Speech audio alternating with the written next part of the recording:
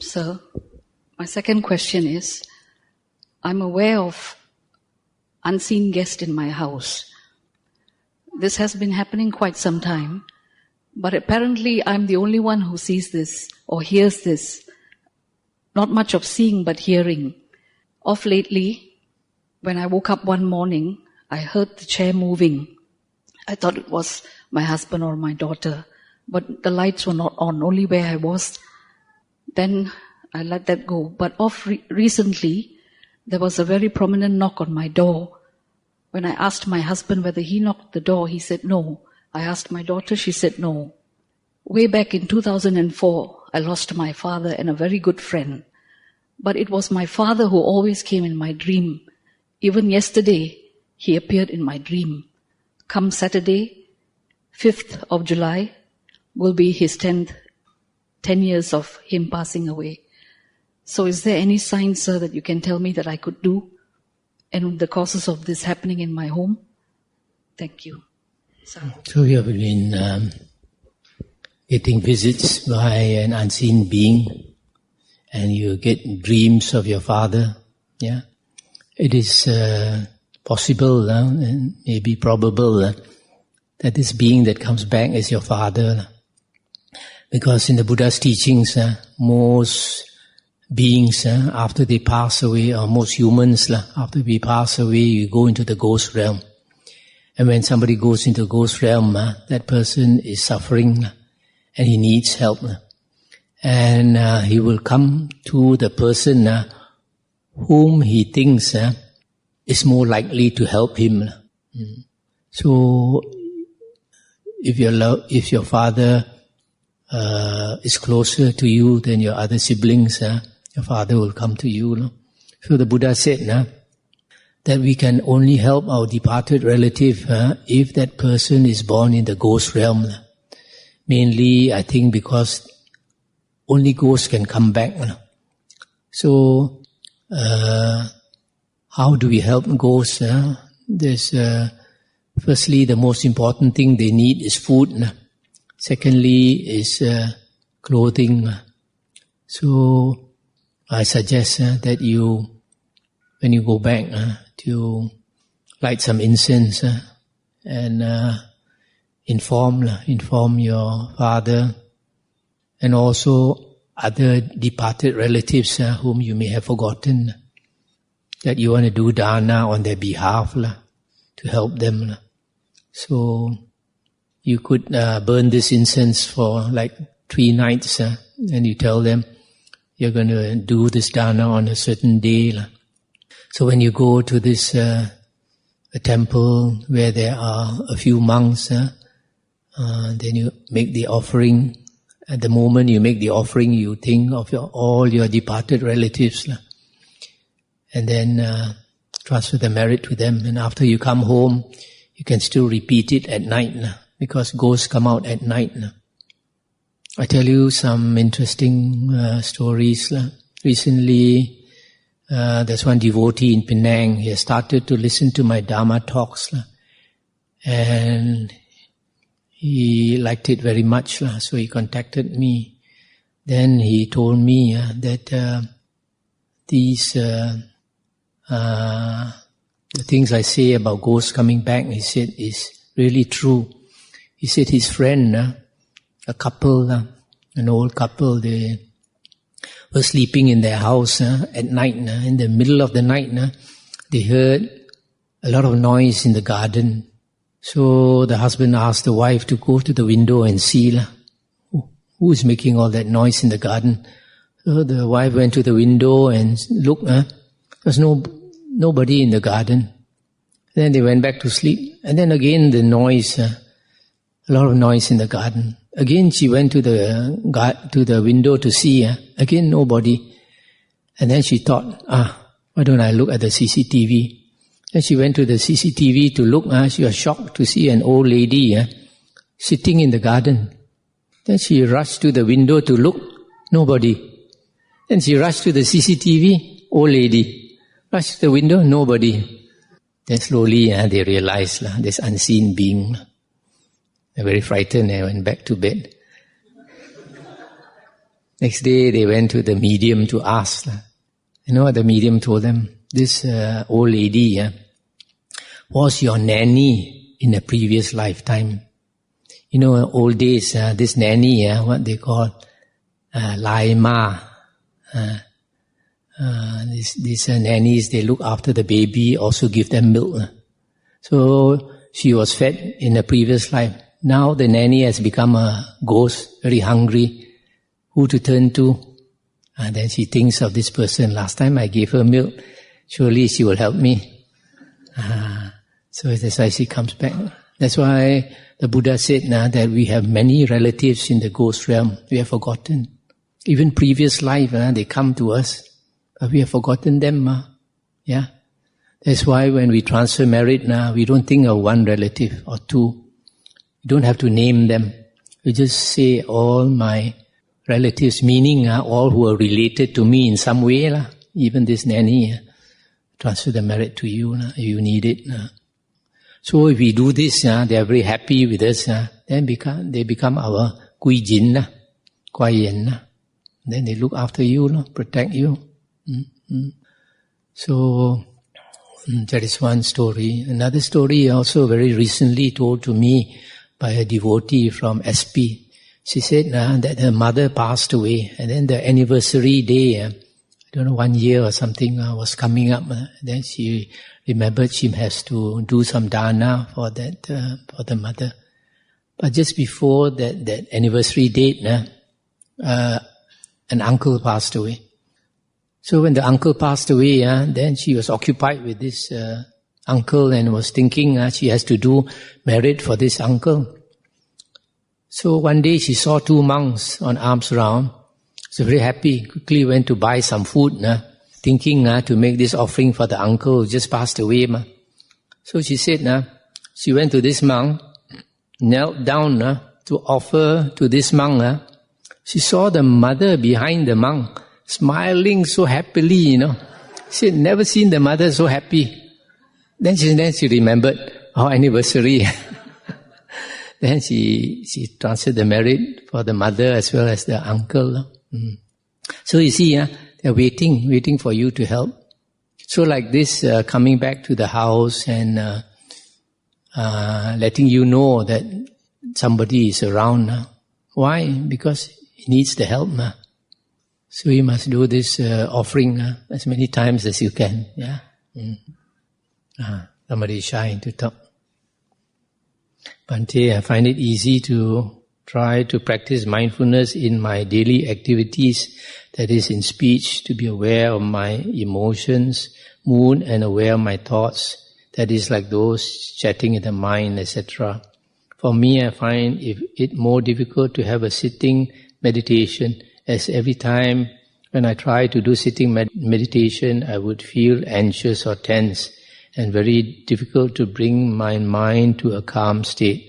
As a lay Buddhist, to gain wisdom, is it necessary to practice a sitting meditation? Actually, meditation is very difficult for everybody, including monks and nuns. So, I would advise if you find difficulty in meditation, to spend more time listening to the suttas. Okay.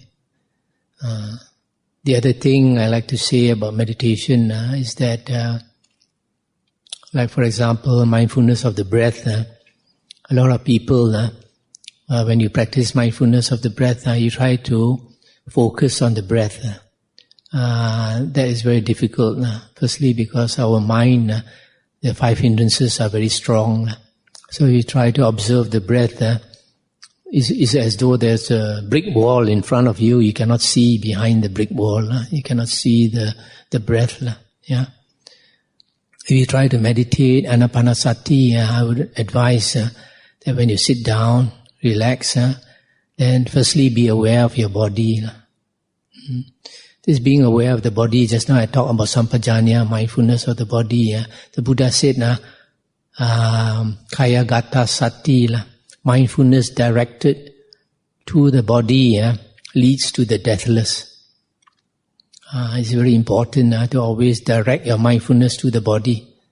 because then you'll be in the here and now. Yeah.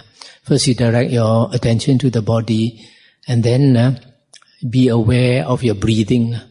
Don't try to look at the breath. Just be aware of the whole body breathing. It is much easier, and you won't get the samadhi headache. Yeah. So just be aware of the breathing in, breathing out, breathing in, breathing out. Don't look for it in a particular place. If you look for it in a particular place, you won't be able to see the breath is one problem. Second problem is you might get a headache. Or you might get very bored because you cannot see the breath at all. Okay. Bhante. Yeah. I came to notice that some cultivators like monks, they go for long period of reclusion practice. So how is it important to the cultivation of liberalization? You said that certain monks go for long seclusion, and how is it helpful? Yes. If you are talking about meditation, meditation is something that you have to practice as often as you can to get your mind into that calm state, as many hours as you can. Sometimes for monks like me, in the monastery, I'm the CEO as well as the burukasa, the laborer, etc. Then I find it very difficult to meditate. That's why recently I went back to my old cave for 1 month on Penang Hill. So that is one reason a monk goes. During the Buddha's time, a monk had to live with his teacher for 5 years, basically to learn the suttas and the Vinaya, and also all the things that a monk should know for 5 years at least.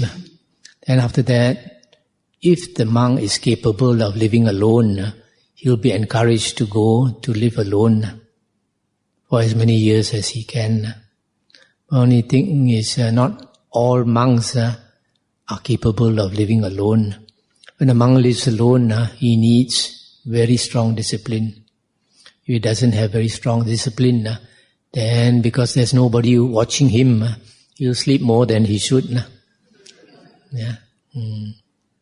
So many monks find that they are not able to stay alone and practice. But if you are able to stay alone and practice for a monk, that is the best way, the fastest way to progress. Does that satisfy you? Usually monks they practice this way to get wisdom or to get liberated. I think you need to listen more to the suttas.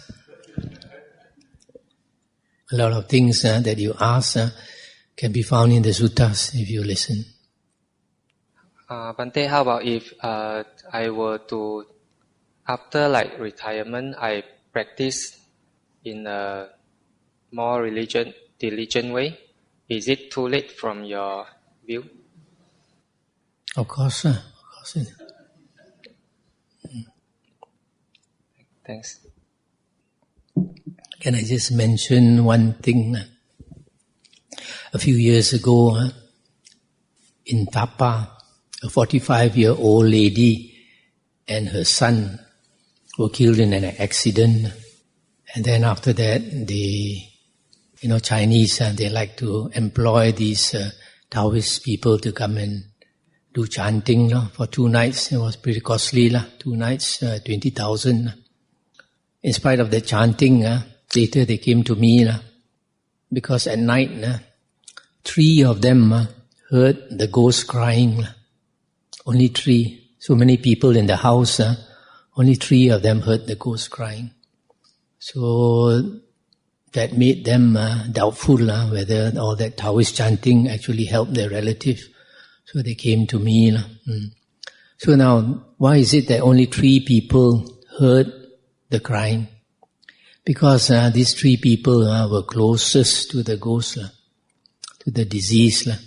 So when a person has passed away and gone to the ghost realm and he needs help or she needs help, that ghost will go to the loved ones whom she thinks has a chance of helping.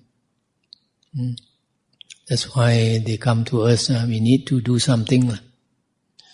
If some of you listened to my talks, I also mentioned many years ago when I went to live in a cave in Sumpang Polai, and this farmer told me that the neighbor, the son, 16 years old, used to go to the mining pond to fish and to swim, and one day died. And the ghost came back. Every night, 11:30, you walk along the street, come to the house, stand in front of the gate and cry. And the parents were so disturbed, the parents moved away. And then this ghost came back that night, and he realized that the parents were not there. Then he went to other houses. Certain houses he could enter, certain houses he could not enter, I believe. So those houses that he could enter, he went to strangle the person in the house. So a few of them got strangled until they could not stand it. Then they called the Taoist Mausan people to catch this ghost, put it in a small urn, seal it, and throw it into the ocean, into the sea. So you see, because of not understanding, they do this. This boy has died and become a ghost, comes back crying for help, and nobody knows what to do to help him. On top of that, because nobody helped him, he garam. So I went to and strangled people. And then these people, they can't stand him, they catch him and put him in prison in the sea. So out of ignorance, we do harmful things. If they knew, they would have been more compassionate. Offer some, like poto like that, offer some food by the roadside. At least the ghost will be happy. Yeah. Yeah, sorry. Venerable Sir, when I practice meditation, sometimes when you try to be aware of your breath, thoughts will be coming in. Under the Satipatthana Sutta, there's also, the Buddha said about be mindful of your thoughts. So in this situation, are you supposed to concentrate, be aware of the breath and just be mindful of the thoughts and let them go and continue in that manner, or what to Bhante or Venerable suggests? Thank you. The question is, if you are meditating on your breath and thoughts arise, whether you should pay attention to them. In the Buddha's discourses, the kind of meditation the Buddha approved or praised was the first jhana, second jhana, third jhana, and fourth jhana. This in the Majjhima Nikaya Suttas. So the aim of meditation is to attain the jhanas, because in the suttas the Buddha says when a person attains the jhanas, then the 5 hindrances are eliminated. So when you are trying to meditate to attain tranquility, the jhanas, whatever that arises, you ignore it. In the Chinese Zen tradition, Chan Chong, they have a saying, more lie, more chan, 4 lie, 4 chan. Yeah, that means if Mara comes, you cut him off, ignore him. If Buddha comes also, you cut him off, ignore him. In other words, whatever arises, whatever you see in meditation, whatever you hear in meditation, whatever you think in meditation, you just ignore it. Put your attention only on one object. For example, your breath. Yeah. But if you're not meditating, then you practice samasati. Samasati is to be aware of the nature of your body, your feelings, your mind, and the Dhamma. Yeah. So, if feelings arise, if they are not strong, you don't need to take note. But if strong feeling arises, for example, anger, then you need to take note. Yeah. And ask yourself, why? Why am I angry? Usually it's because of the ego.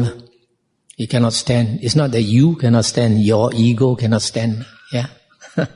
So you must be able to distinguish your ego from yourself. So then you know your ego is big. Then you must try to reduce your ego. So similarly, if thoughts arise, if they are good thoughts or reasonable thoughts, you can ignore them. But if certain strong thoughts arise, like cruel thoughts, malicious thoughts, want to harm somebody, and then you must ask yourself, why? So, for a meditator, if you are meditating, you want to put your attention only on one object all the time. One object all the time. That to me is satipatthana, because the Buddha says in the sutta that if you practice satipatthana in the right way, it will lead to samadhi, to one-pointedness of mind. But if you are not meditating in your normal waking state, then feelings that arise and thoughts that arise, be aware of them. To try to understand yourself, try to understand your weaknesses and how you can correct your character, because that is part of right effort. Right effort is to get rid of unwholesome states of mind and to cultivate wholesome states of mind. So you can only do that if you are constantly aware of your mind. Okay? Yeah. During meditation, how to handle painful sensations during meditation. Well, if they are bearable, we ignore them. Yeah. But the painful sensations can get more and more painful until it becomes a distraction. If it becomes a distraction, then you cannot put your attention on your breath or something. Then you change the position of your legs. Change the position of your legs so that you don't get the cramp causing the pain. The pain is not at the sitting position. It's painful bodily sensations not caused by contact. Very intense pain. So in the mind? Not in the mind. Then? In the body. In the body? Yeah. Can you identify the part of the body? Yeah. Where? I've experienced on my hip. Only on the hip? The most painful one is at the hip. Very painful. It's like a candle, burning your flesh. One suggestion is maybe you go and have an X-ray. There might be a problem there. In normal waking hours, there's no pain. Sometimes, is it after some time you meditate, or is it immediately when you meditate? After some time. Okay.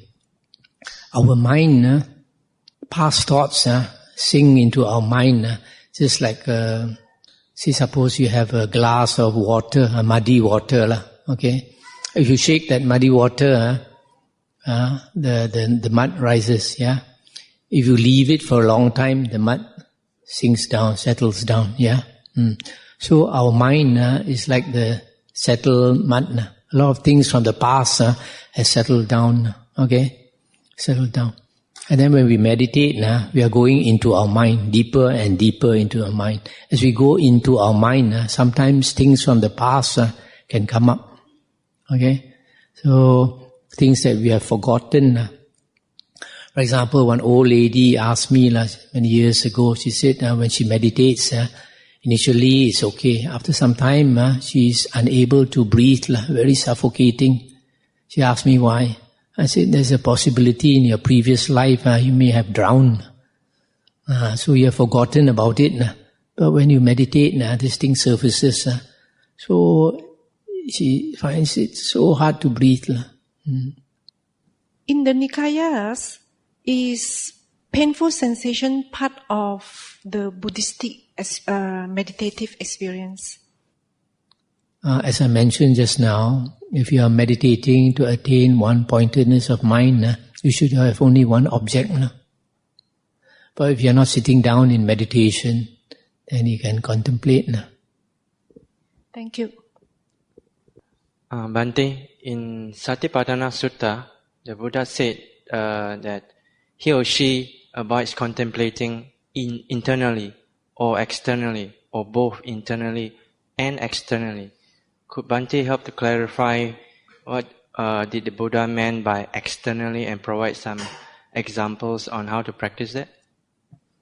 That is more for a serious meditator, like a monk. For example, contemplating the body, contemplating the nature of your body. And for example, in the Buddha's time, they will contemplate the nature of a corpse. As an external body, nature of corpse. Then feelings also, your own feelings and other people's feeling. How your own feelings affect you, how other people's feeling affect you. Then your own thoughts and other people's thoughts. Okay. We'll take one last question for tonight. But if you all have many questions, I don't mind going on. Bhante, I recently read books that say for the first precepts, we should avoid the kampung chicken eggs because according to the write-up is already got consciousness. So I would like to hear. The book says to avoid kampung chicken eggs, because kampung chicken eggs are supposed to be fertilized, so they have life. That's why we are not advised to eat them. But those from the poultry farms, they are not fertilized, so you can eat them. So what do you want to know? Yes. Better not. Can I talk? Bhante, I come from a Mahayana background, so I do not know what it is about the five Nikayas you just mentioned. Say again. I come from a Mahayana background, and I do not know what is the Nikayas. Is it recorded in any CD where I can listen to it, or where can I get hold of this? Yes, you see Brother A.B. Lim. Okay. The Nikayas are the original teachings of the Buddha. Yeah. There are many things. I also come from a Mahayana background. There are many things. If you want to know, you come and see me. You said you are not in KL. You are not in Kuala Lumpur, right? I know. You have to come to Timor.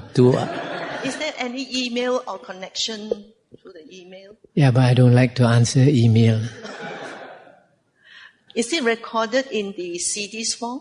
Oh yes, you see Brother A.B. Lim. Okay. Thank you. Reverend, may I ask a very simple question regarding nimitta in meditation? Regarding what in meditation? Nimitta. Sometimes when we meditate, we see in our mind screen lights. But sometimes, for a long time, I don't see things like that. But I see lights when I'm not meditating.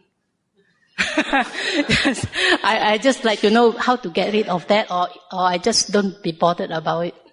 I suggest you don't be bothered about it. It doesn't harm you. Thank you. But there is danger in some meditations, like they call it visual meditations. They look at a picture, say like Kuan Yin, or they call Tara. They open their eyes, look at it, and then close their eyes, try to visualize it. Then open their eyes and close their eyes. Keep on doing that now. After a long time, it stays in the mind. So then they close their eyes, they can see the Tara, that Kuan Yin. But the danger is that when they open their eyes also they see. And then they become frightened. They don't want to see, so it follows them. So there's a danger with this visualization. Okay. Thank you very much, Venerable Dhamma Buddha, for the inspiring Dhamma question and answer session. Let us show our gratitude and appreciation to Venerable by saying sadhu 3 times together. Sadhu, sadhu, sadhu.